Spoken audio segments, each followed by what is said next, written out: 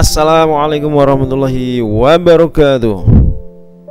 Ketemu lagi ya. Pada kesempatan kali ini kita akan membahas tentang reaksi oksidasi dan reduksi,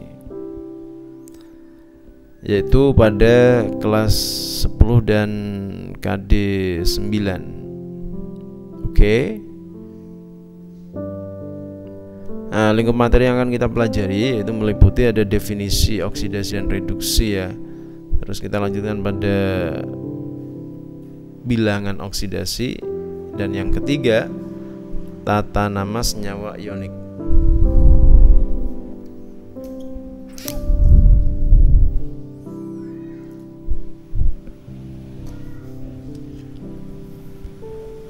Setidaknya ada 3 definisi dari oksidasi reduksi, yaitu yang pertama, oksidasi adalah pengikatan oksigen. Jadi pertama kali dikenal oksidasi itu ya reaksi kimia yang mengikat oksigen, gitu kan. Contohnya apa? Besi yang sering digunakan sebagai contoh, karena besi yang paling paling banyak digunakan dan punya kelemahan dalam tanda kutip itu berkarat. Maka pengkaratan pada besi itu istilah awalnya digunakan untuk oksidasi. Ini mobil-mobil bagus yang udah lama banget jadi berkarat. Namun seiring berjalannya waktu, pengkaratan tidak hanya pada besi, tapi pada makanan yang mengalami reaksi dengan oksigen, misalnya terbakar dan sebagainya, itu kan. Nah, contoh lainnya lagi, tidak hanya pada itu, tapi benar-benar terbakar. Misalnya logam, ini ada logam Li terbakar gitu kan, dia mengalami reaksi oksidasi, bereaksi dengan oksigen. Nah, kok warnanya bagus ya, nyalanya beda-beda. Nah, itulah dia. Jadi logam-logam itu memiliki warna nyala tidak sama ketika terbakar. Ada yang kuning, ada yang merah, ada yang hijau, ada yang ungu, ada yang biru, gitu kan. Makanya kembang api itu bisa berwarna-warni karena terdiri dari beberapa jenis logam yang berbeda-beda.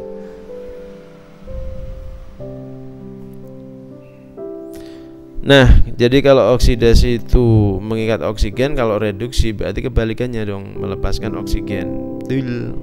Next. Konsep reduk yang kedua, oksidasi adalah peristiwa pelepasan elektron. Jadi elektronnya dilepaskan, dia mengalami oksidasi. Terus reduksi itu menerima elektron. Contohnya seperti ini.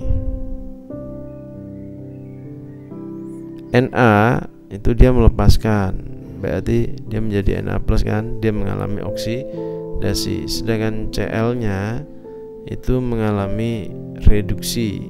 Karena apa? Karena dia menangkap elektron dari Na.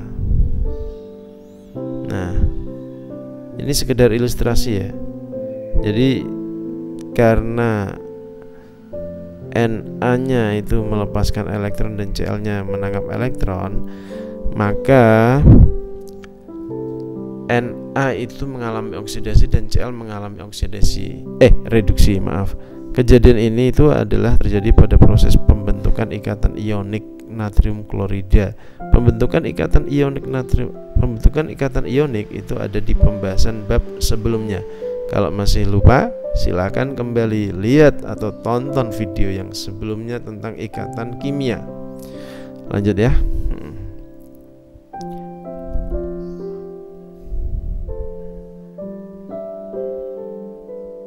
Konsep produk yang ketiga itu adalah bertambahnya bilangan oksidasi. Jadi oksidasi itu kalau dia dikatakan mengalami oksidasi, berarti dia mengalami penambahan bilangan oksidasi. Dia mengalami reduksi, berarti mengalami penurunan bilangan oksidasi. Nah, terus apa itu bilangan oksidasi? Nah, bilangan oksidasi itu bilangan yang menunjukkan tingkat oksidasi suatu zat, gitu. Jadi ini adalah konsep yang paling universal, paling mudah. Jadi tidak perlu dia menangkap oksigen, asalkan dia ada kenaikan bilangan oksidasi, ya dia mengalami oksidasi, itu maksudnya. Jadi lebih universal ya. Oke, kita ambil contoh ini, reaksi ini. Ketika HBr yang bilangan oksidasinya tadinya -1 berubah menjadi Br2 bilangan oksidasinya 0, berarti dia akan mengalami kenaikan bilangan oksidasi, ya kan? Karena dia mengalami kenaikan bilangan oksidasi, nah masuklah dia mengalami reaksi oksidasi, maka dia disebut sebagai reduktor. Reduktor itu adalah zat yang mengalami reaksi oksidasi. H2SO4, S-nya itu bilangan oksidasinya +6 menjadi SO2, bilangan oksidasinya S itu adalah +4. Berarti bilangan oksidasi dari +6 kan menjadi +4, itu kan turun. Nah, turun itu disebut sebagai reduksi. Jadi namanya reduksi. Zatnya disebut sebagai oksidator. Peristiwanya disebut sebagai reduksi. Gimana? Udah paham kan? Belum? Nggak apa-apa, karena kan belum ngerti tentang bilangan oksidasi. Kok bisa itu +6, kok bisa -1 dan sebagainya. Penasaran kan? Makanya tonton terus video ini sampai akhir. Lanjut. Nah, kita baru saja nih apa yang tadi diceritain, muncul bilangan oksidasi. Cara menentukannya gimana sih bilangan oksidasi tersebut? Oke, kita harus memahami dulu dari tingkat unsur-unsur atau zat yang terlibat dalam reaksi kimia tersebut. Nah, ini ada aturan mainnya di sini. Yang pertama, unsur bebas unsur-molekul senyawa. Ingat ya, bentuknya kayak gini. Kalau unsur bebas itu dia sendirian, unsur sendirian dia, berupa satu simbol kimia gitu, berdiri sendiri istilahnya. Itu bilangan oksidasinya 0. Molekul unsur itu ciri-cirinya gampang. Kalau dalam penulisan itu ada indeknya. Indek itu angka yang ada di bawah ini loh. Nah, ini namanya indek. O2 itu kan, Cl2 itu namanya indek. O itu kan simbol untuk oksigen. 2 berarti ada O berikatan dengan O, maksudnya gitu. O yang berikatan dengan O atau ditulis O2 itu sudah bukan lagi unsur. Ada kata ikatan, berikatan, tapi dia berupa molekul unsur. Paham? Nah, ini juga demikian. Bedanya apa sih molekul unsur dengan molekul senyawa? Dia sama-sama membentuk ikatan dengan unsur. Bedanya adalah kalau molekul unsur itu sejenis. Nah, ini kan sejenis. O dengan O, Cl dengan Cl, P dengan P.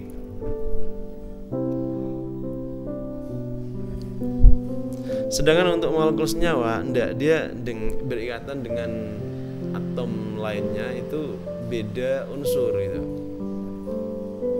Udah paham kan? Nah, kalau menemui zat-zat seperti ini, maka bilangan oksidasinya adalah 0. Kalau dia berupa ion, sesuai muatannya, ion monoatomik, berarti ion yang hanya terdiri dari satu jenis atom. Ion poliatomik, ion yang tersusun dari beberapa jenis atom. Gitu kan, gampang ya. Jadi ion itu dibedakan atas 2. Lah, mau monoatomik mau poliatomik, muatannya bagaimana? Ya sesuai dengan muatannya ini. Misalkan Na+, berarti biloknya adalah +1. K+, berarti biloknya adalah +1. NH4+, berarti biloknya adalah +1. SO42- berarti biloknya adalah -2. Oke, lanjut ya.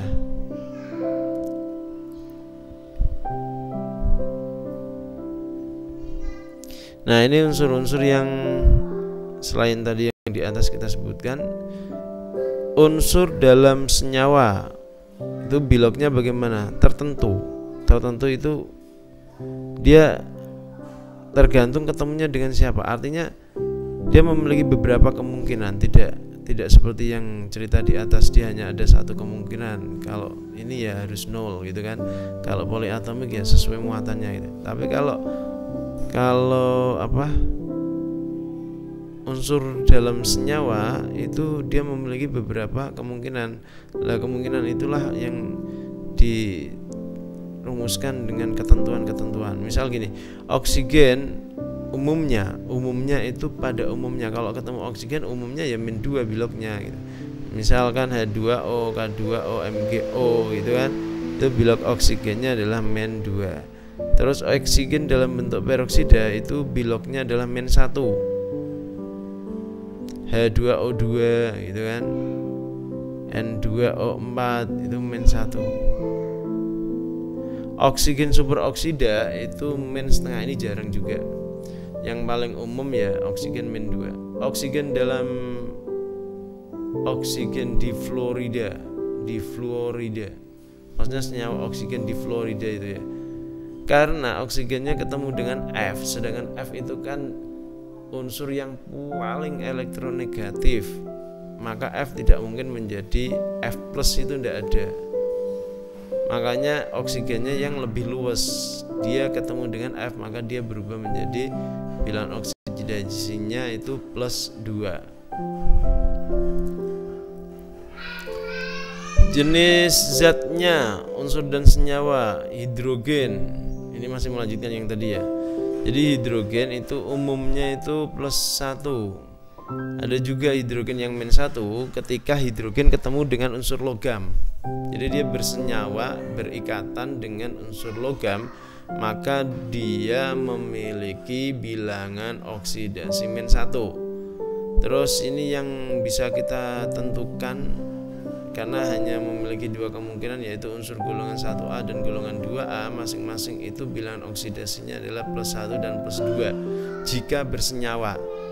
Selain itu 0. Terus fluorin juga hanya ada satu bilangan oksidasi, yaitu -1. Nah, fluorin, kenapa? Karena dia paling elektronegatif, makanya dia tidak mungkin menjadi positif.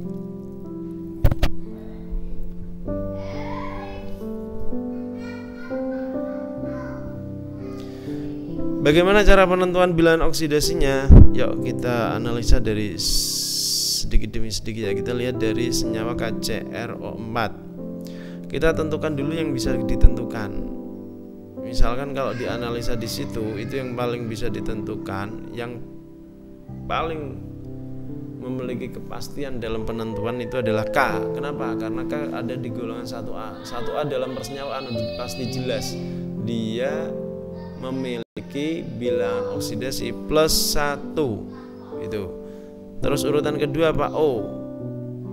Jadi cara penentuan bilangan oksidasi itu urut-urutannya gitu. Jadi golongan 1A, 2A, 3A itu didahulukan.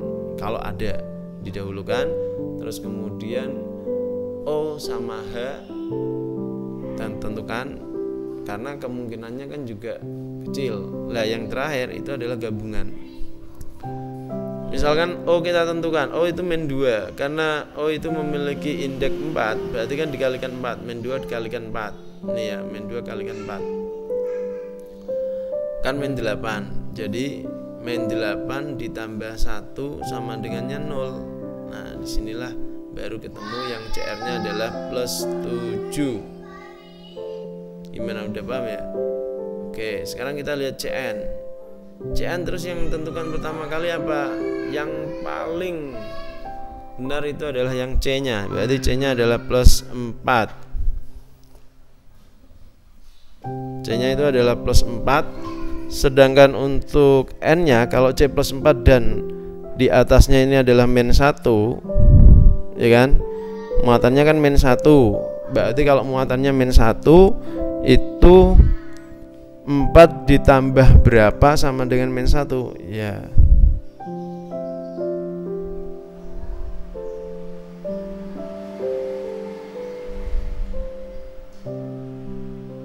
Salah nulis ini.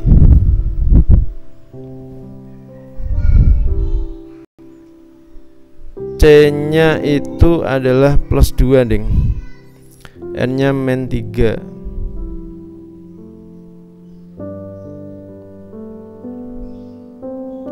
Jadi nanti Cn itu min 1. Terus kita lanjutkan yang pada Cr2O7. Nah ini kita tentukan yang O nya dulu. Jadi kemampuan kita memilih mana yang lebih utama didahulukan untuk ditentukan bilangan oksidasi ini sangat penting. Tadi sudah saya tunjukkan kan, golongan 1A 2A kalau ada di dalam senyawa didahulukan. Unsur O, unsur H di dalam senyawa didahulukan, baru menentukan lainnya. Lah O itu kan min 2 karena ada 7 ini ya. Indeksnya 7, berarti min 2 kalikan 7. Min 2 kalikan 7 itu sama dengan min 14. Nah, agar menjadi di sini min 2. Loh kok bisa di sini sama dengannya min 2? Ingat di atas ini loh. Ini itu kan min 2. Jadi kalau totalnya itu kan sesuai dengan muatannya ya kan? Sesuai dengan muatannya. Jadi yang di sini sama dengannya itu min 2. Dengan demikian kita butuh lagi di sebelah sini itu kan plus 12. Dari mana plus 12? Dari plus min 14 ditambah berapa sama dengan min 2. Berarti di sini kan plus 12. Karena CR-nya ada 2, kita terus di sini 2 kan, di indeksnya 2. Maka sama artinya 12 dibagi 2 berarti plus 6. Begitu.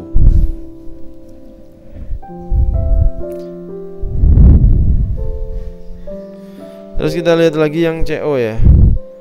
CO kita tentukan dulu yang O. O-nya itu kan min 2.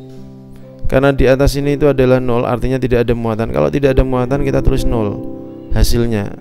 Hasil penjumlahannya kita tulis 0. Berarti C-nya adalah plus 2. Plus 2 min 2 0. Terus ada lagi K2CrO7. Kok mirip dengan yang di sana sih?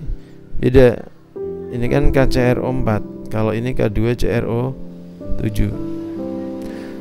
Nah, caranya sama. Yang ditentukan dulu apa? Yang K. Karena K kan udah jelas, dia plus 1 ada di golongan 1A.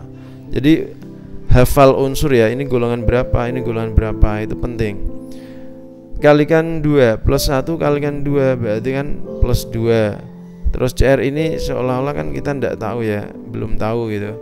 O kita tentukan lagi. O kan min 2, tulis O min 2. Karena dia memiliki indeks 7 berarti dikalikan 7. Sama dengannya terus ditulis. Karena di sini tidak ada ion, tidak ada muatan, maka sama dengannya adalah 0 karena ini adalah senyawa bukan ion. Kalau ion berarti sama dengannya sesuai dengan muatannya, tapi kalau senyawa maka 0 ya, sesuai konsep tadi. Dengan demikian min 14 ditambah 2 berarti kan min 12. Ditambah berapa lagi di sini ya, sama dengan 0. Berarti kan tinggal min 12 tambah 12 sama dengan 0. Berarti karena 12 ini ada 2, CR-nya ada 2, berarti 12 dibagi 2 sama dengan plus 6, ketemulah 0. Berarti indeksnya bilangan oksidasinya CR itu adalah plus 6. Mana yang belum tadi? Oh ini bedanya CO dengan CO2 gimana? Nah sama, kita kalau menentukannya harus O nya dulu. Karena O itu biloknya min 2, maka dikalikan 2 kan min 4. Min 4 ditambah berapa sama dengan 0, jadi tambah 4. Nah gitu loh masnya. Terus sekarang kita lihat yang Fe2O3. Kita tentukan yang mana dulu? Yang O. Berarti O min 2 kalikan 3 min 6 ditambah titik-titik sama dengan 0. Berarti pastinya kan ditambah 6. Lah karena Fe-nya ada 2, maka 6 dibagi 2 berarti Fe-nya plus 3. Gimana, gampang kan? Udah bisa ya? Wih, ini videonya kok ngeri banget terbakar. Ya betul, reaksi oksidasi yang berlangsung begitu sangat cepat itu mengakibatkan kompresi, gesekan antar partikelnya itu sangat kuat banget sehingga bisa mengakibatkan terbakar seperti ini. Nah, zat apa saja sih yang bisa mengakibatkan terbakar seperti ini?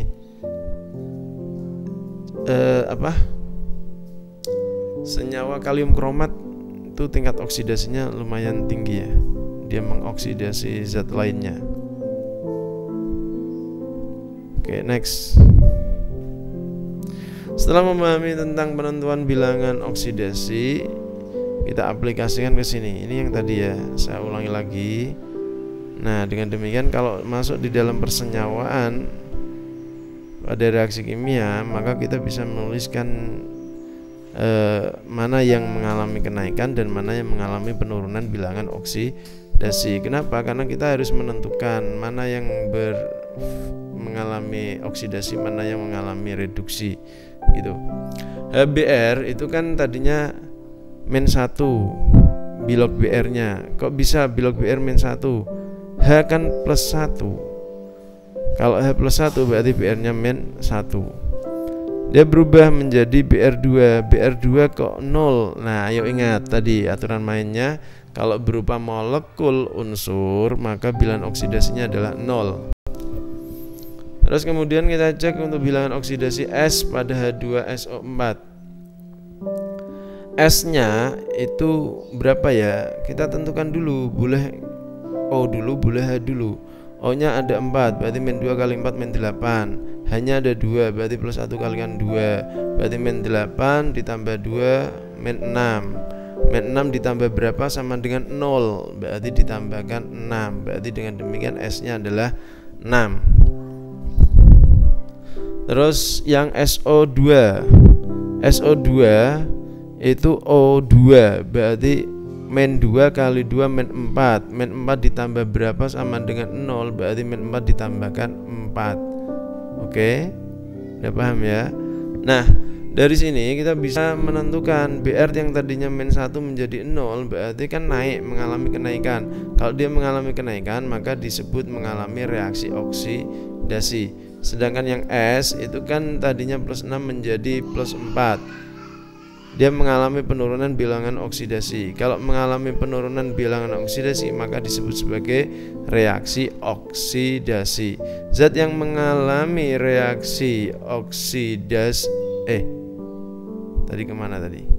Kalau dia turun, dia disebut sebagai reaksi reduksi. Dari +6 menjadi +4 kan mengalami penurunan bilangan oksidasi, maka disebut sebagai reaksi reduksi. Zat yang mengalami reaksi reduksi maka disebut sebagai oksidator. Hasilnya hasil reduksi. Zat yang mengalami reaksi oksidasi ya di reaktannya disebut sebagai reduktor. Di produknya disebut sebagai hasil oksidasi.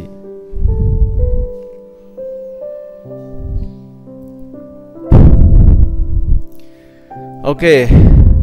Kita coba analisa yang reaksi ini. Al 0. Gimana? Udah paham kalau Al-nya 0 ya? Kok tahu? Karena dia berupa unsur. Jadi dalam persamaan reaksi kimia, unsur bilangan oksidasinya 0. Terus Fe berapa? Nah, cara menentukannya tadi dari O -2 kalikan 3 -6 ditambah berapa sama dengan 0, berarti ditambahkan 6 plus 6 juga. Karena ada 2 berarti plus 6 dibagi 2 sama dengan plus 3 gitu. Nah, untuk Al bagaimana? Al sama, tentukan dulu di O nya -2 dikalikan 3 -6. Dengan demikian lawannya harus plus 6. Karena ada 2 berarti plus 6 dibagi 2 plus 3. Nah, dari sini kita bisa menentukan mana yang sebagai oksidator. Oksidator tadi masih ingat, yaitu zat yang mengalami reduksi. Berarti Fe2O3. Hasil oksidasinya adalah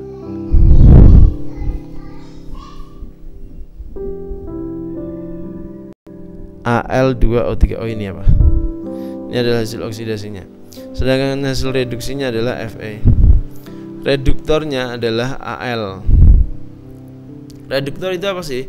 Zat yang bertindak zat yang mengalami oksidasi. Nah, begitu.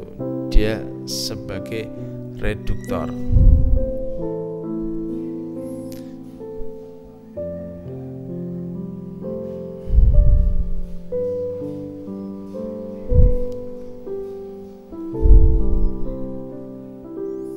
Ini juga sama ya caranya ya. Cara menentukannya sama.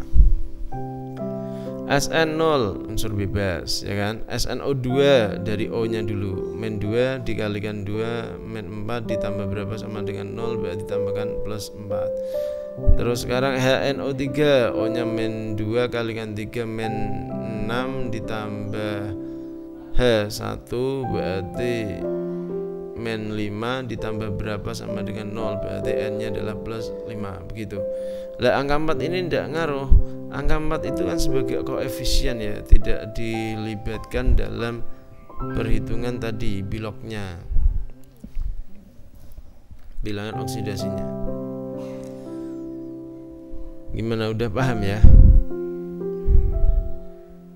Kalau udah paham, kita lanjutkan lagi. Ya, ini juga cara menentukan bilangan oksidasi. Jadi sering-sering berlatih ya, agar semakin mantap dalam menentukan. Karena kalau tidak berlatih, jelaslah tidak memiliki pengalaman dalam hal mengerjakan soal-soal kimia. Karena kan guru terbaik sebenarnya kan dari pengalaman. Karena dengan pengalaman kita menjadi mengkonstruksi pemikiran sendiri gitu. Tata nama senyawa kimia ya. Untuk senyawa kimia itu di beberapa buku mungkin membeda-beda, tapi saya dengan tata cara yang saya pahami saya tuliskan, yaitu yang pertama adalah senyawa ionik biner, terus senyawa poliatomik, senyawa asam, senyawa basa, terus ada lagi senyawa apa ya?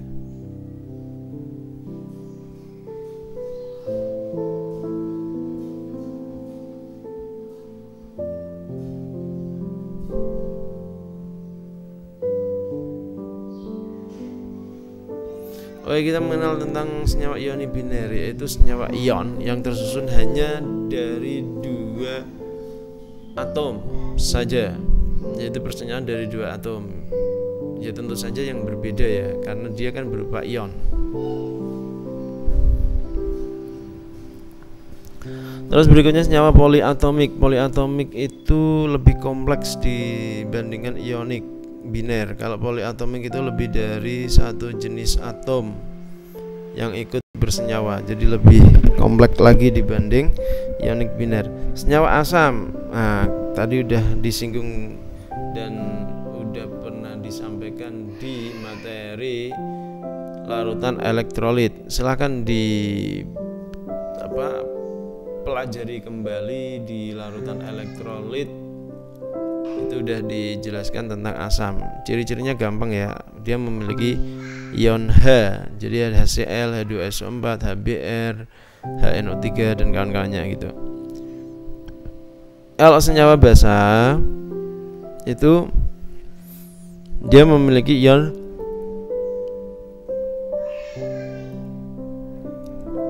hidroksida. Jadi dia memiliki ion hidroksida dan ikatannya termasuk ikatan ionik, begitu. Dan ada kation, ada anion. OH-nya itu sebagai anion. Nah, dari situ saya tuliskan di sini berbagai daftar kation. Jadi biar terbiasa mengenal, oh ini kationnya ini Na+ ada ya kan. Kenapa? Karena nanti kita persenyawaan tadi mulai dari ionik biner, poliatomik, senyawa asam, senyawa basa, acuannya adalah sama. Acuannya adalah nama kation, nama anion gitu kan, dipasangkan. Jadi makanya penting banget untuk mengenal yang namanya kation sama anion. Meskipun di asam tidak mengenal kation sama anion, tapi kan penamaannya menyerupai atau cara penamaannya sama dengan tadi senyawa basa maupun senyawa ionik biner maupun senyawa poliatomik. Jadi ini dihafalkan ya, daftar kation ini ya. Ini daftar anion, O2-, F-, dan sebagainya. Ada arsenit, ada fosfat gitu kan, ada fosfit. Bedanya apa sih fosfat dengan fosfit? Nah, ini ada angka 4 yang fosfat, fosfitnya angkanya 3 gitu kan.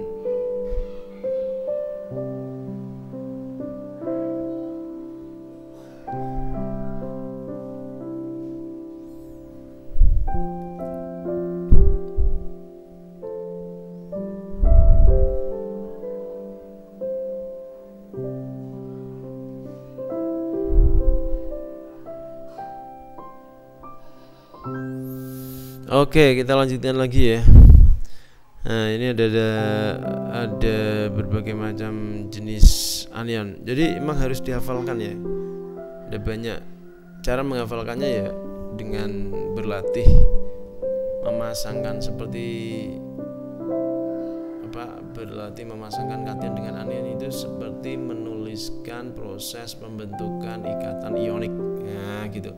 Lupa dengan ikatan ionik, buka kembali videonya pada pembentukan ikatan ionik. Nah,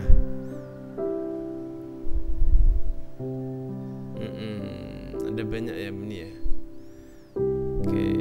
Oke, kita mulai penulisan tata namanya sekarang. Yang pertama CrCl2. Namanya apa? Nah, CrCl2 kita tentukan dulu. Ini kan Cl itu -1, ada 2, berarti -2. Berarti bilog Cr-nya berapa? Bilog Cr-nya adalah +2. Nah, ketemulah ini. Jadi dari sini ketemu ini. Setelah ketemu ini, penamaannya kan masalahnya ada angka Romawi di sini. Jadi nama kationnya itu lengkap dengan angka Romawinya, dilanjutkan nama anion. Kita ambil contoh lagi seperti CuO. Cu itu tembaga, O oksida, O-nya itu berarti -2, Cu-nya berarti +2 gitu kan. Makanya perlu dituliskan tembaga 2 oksida. Jadi kationnya tembaga 2, anionnya adalah oksida, berarti tembaga 2 oksida.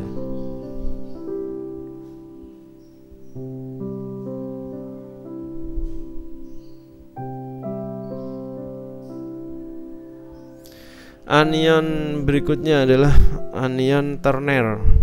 Anion terner itu dimiliki pada senyawa halida, halogen ya. Nah, coba ini dipahami, ada 6 ilustrasinya dari ClO. Kok 6? Setiap satu atom halogen itu bisa membentuk sampai 4 persenyawaan dengan oksigen. Nah, 4 itu apa saja sih? 4 itu meliputi, kita ambil contoh satu aja ya, ClO. Berarti O kan -2, Cl-nya +1 dikurangi 2 sama dengan -. Nah, jadi muatannya nanti -1 semua, baik ClO, ClO2, ClO3, ClO4 itu muatannya -1 semua. Terus namanya apa? Namanya yang ClO hipoklorit, ClO2 klorit, ClO3 klorat, ClO4 perklorat. Contoh penamaan senyawa kimianya. Oke, tadi udah saya sebutkan nama yang tadi, ionik biner, ion poliatomik, ion senyawa biner, senyawa poliatomik, senyawa asam, senyawa basa. Cara penamaannya kenali dulu kationnya, karena penamaannya adalah kation sama anion. Misalkan NaCl berarti kationnya natrium, anionnya adalah klorida. MgO berarti magnesium oksida, dan seterusnya.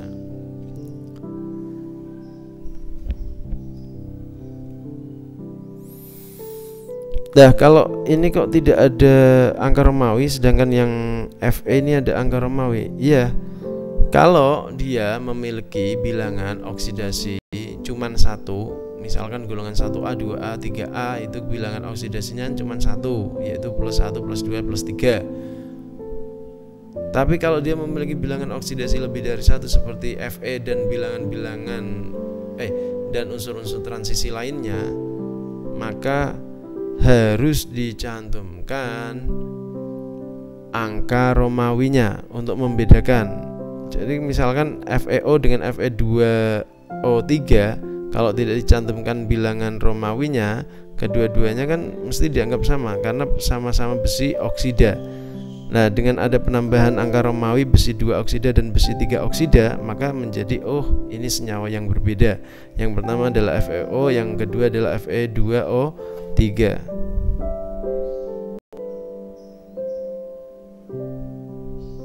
Berikutnya adalah penamaan senyawa yang berupa senyawa kovalen. Kalau penamaan senyawa berupa senyawa kovalen, maka kita perlu mencantumkan angka indeks besaran yang ada di sana. Misalkan N2O berarti nitrogen oksida.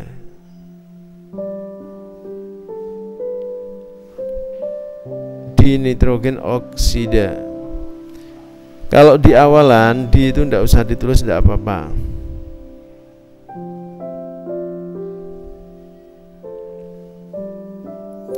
HClO berapa ini? 3 4 HClO4 asam perklorat. Hanya itu menunjukkan kalau dia asam, perkloratnya itu adalah senyawa ClO4 perklorat.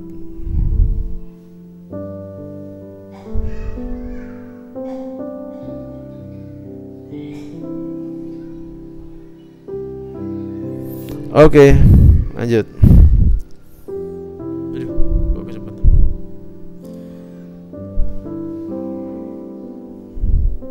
Oke, penamaan senyawa kimia, bilangan oksidasi maupun reaksi redok udah selesai ya. Jadi jika pengen tanya silahkan tuliskan di kolom komentar. Semakin dibuka terus videonya, diulang-ulang, semakin dapat memahami dengan mudah materi tersebut. Dan jangan lupa like and subscribe serta share di sosial media biar semakin banyak yang merasakan manfaat dari video ini.